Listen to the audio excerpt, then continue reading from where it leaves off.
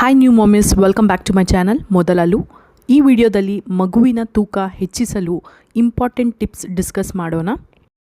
Ideal baby weight ಎಷ್ಟಿರಬೇಕು, ಆರೋಗ್ಯಕರ ತೂಕ ಎಷ್ಟಿರಬೇಕು, ನಿಮ್ಮ ಮಗು ತೂಕ ಹೆಚ್ಚುತ್ತಿಲ್ಲವೇ, ಮಗುವಿನ ಹುಟ್ಟಿದ ತೂಕ ಮೊದಲ 10 ದಿನಗಳಲ್ಲಿ 10% ಕಡಿಮೆ ಆಗುತ್ತದೆ, 1 ತಿಂಗಳ ಒಳಗಡೆ ಕಳೆದುಕೊಂಡ ತೂಕ ಮತ್ತೆ ರೀಗೇನ್ ಆಗುತ್ತದೆ, 5 ತಿಂಗಳಿನಲ್ಲಿ ಹುಟ್ಟಿದ ತೂಕಕ್ಕಿಂತ ಡಬಲ್ ಆಗುತ್ತದೆ ಮತ್ತು 1 ಇಯರ್ನಲ್ಲಿ ಟ್ರಿಪಲ್ ಆಗುತ್ತದೆ.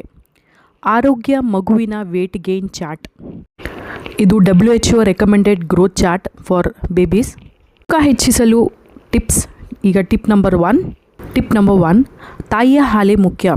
ಮೊದಲ 6 ತಿಂಗಳು ತಾಯಿಯ ಹಾಲೇ ಅತ್ಯುತ್ತಮ ಆಹಾರ. ಪ್ರತಿ 2 ರಿಂದ 3 ಗಂಟೆಗೆ ಮಗುವಿಗೆ ಹಾಲು ಕೊಡಿ. ಟಿಪ್ ನಂಬರ್ 2, ಸರಿಯಾದ ಫೀಡಿಂಗ್ ಸಮಯ. ಮಗು ಅತ್ತಾಗ ಮಾತ್ರವಲ್ಲ, ನಿಯಮಿತವಾಗಿ ಹಾಲು ಕೊಡುವುದು ತುಂಬ ಮುಖ್ಯ. ನೈಟ್ ಫೀಡಿಂಗ್ ಬಹಳ ಮುಖ್ಯ, ಆದಷ್ಟು ನೈಟ್ ಫೀಡಿಂಗ್ ಮಾಡಿ. ಟಿಪ್ ನಂಬರ್ 3, ಸರಿಯಾದ ಲ್ಯಾಚ್ ಮುಖ್ಯ ಹಾಗೂ ಫೀಡಿಂಗ್ ಟೆಕ್ನಿಕ್. ಮಗು ಸರಿಯಾಗಿ ಲ್ಯಾಚ್ ಆಗಿಲ್ಲದಿದ್ದರೆ ಸಾಕಷ್ಟು ಹಾಲು ಸಿಗುವುದಿಲ್ಲ. ಮಗು ಒಂದು ಕಡೆ ಹಾಲು ಕುಡಿದ ಆ ಕಡೆ ಖಾಲಿಯಾದ ನಂತರವೇ ಇನ್ನೊಂದು ಕಡೆ ನೀಡಿ. ಕೊನೆಯಲ್ಲಿ ಬರುವ ಹಾಲಿನಲ್ಲಿ ಹಿಂಡ್ ಮಿಲ್ಕ್ ಕೊಬ್ಬಿನಾಂಶ ಹೆಚ್ಚಿರುತ್ತದೆ. ಇದು ತೂಕ ಹೆಚ್ಚಿಸಲು ಸಹಾಯ ಮಾಡುತ್ತದೆ. Tip number 4, sleep. ಸಾಕಷ್ಟು ನಿದ್ರೆ ಮಗುವಿನ ಬೆಳವಣಿಗೆಗೆ ಬಹಳ ಮುಖ್ಯ, ಆದಷ್ಟು ನಿದ್ದೆ ಮಾಡಿಸಿ ಮಗುವಿಗೆ. Tip number 5, skin to skin contact. ತಾಯಿಯ ಮತ್ತು ಮಗುವಿನ ಸಂಪರ್ಕ ಹಾಲಿನ ಉತ್ಪಾದನೆಗೆ ಹೆಚ್ಚಿಸುತ್ತದೆ. ತಾಯಿಯ ಹಾಗೂ ಮಗುವಿನ ಬಾಂಡ್ ಹೆಚ್ಚಾಗುತ್ತದೆ. ಟಿಪ್ ನಂಬರ್ 6, 6 ತಿಂಗಳವರೆಗೆ ತಾಯಿಯ ಹಾಲು ಮಾತ್ರ ಕೊಡಿ. ನೀರು ಅಥವಾ ಹನಿ ಆಹಾರ ಕೊಡಲಿಕ್ಕೆ ಹೋಗಬೇಡಿ. 6 ತಿಂಗಳವರೆಗೆ ಎಕ್ಸ್ಕ್ಲೂಸಿವ್ ಬ್ರೆಸ್ಟ್ ಫೀಡಿಂಗ್ ಮಾಡಿ. ಟಿಪ್ ನಂಬರ್ 7, ತಾಯಿಯ ಆರೋಗ್ಯ ಬಹಳ ಮುಖ್ಯ. ತಾಯಿ ಆರೋಗ್ಯವಾಗಿದ್ದರೆ ಮಾತ್ರ ಮಗುವಿಗೆ ಪೋಷಕಾಂಶ ಸಿಗುತ್ತದೆ. ಹೆಚ್ಚು ನೀರು ಮತ್ತು ಪ್ರೋಟೀನ್ ಕ್ಯಾಲ್ಸಿಯಂ ರಿಚ್ ಫುಡ್ಸ್ ಸೇವಿಸಬೇಕು ತಾಯಿ. ಇದರಿಂದ ಅವರ ಹಾಲು ಉತ್ಪನ್ನ ಹೆಚ್ಚಾಗುತ್ತದೆ. ಟಿಪ್ ನಂಬರ್ 8, ಫಾರ್ಮುಲಾ ಮಿಲ್ಕ್ ಕೊಡಬಹುದು, ಅಗತ್ಯವಿದ್ದರೆ ಮಾತ್ರ. ಹಾಲು ಸಾಲದಿದ್ದರೆ ವೈದ್ಯರ ಸಲಹೆಯಂತೆ ಮಾತ್ರ ಫಾರ್ಮುಲಾ ಮಿಲ್ಕ್ ಬಳಸಬಹುದು.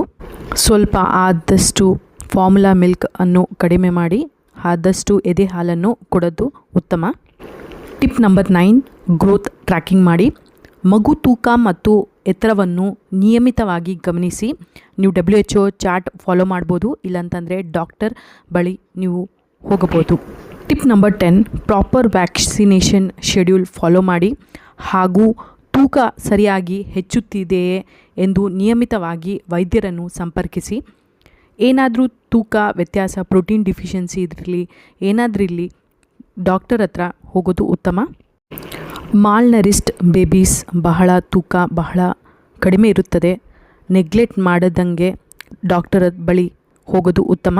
ಬೇಬಿ ಫುಲ್ ವೀಕ್ ಇದ್ದರೆ, ಮಾಲ್ನರಿಸ್ಡ್ ಇದ್ದರೆ ಮತ್ತು ಫೇಲಿಯರ್ ಟು ಥ್ರೈವ್ ಏನಾದರೂ ಇದ್ದರೆ ಅವರಿಗೆ ಅಂಡರ್ಲೈಯಿಂಗ್ ಏನಾದರೂ ಮೆಡಿಕಲ್ ಕಂಡೀಷನ್ಸ್ ಇರ್ಬೋದು.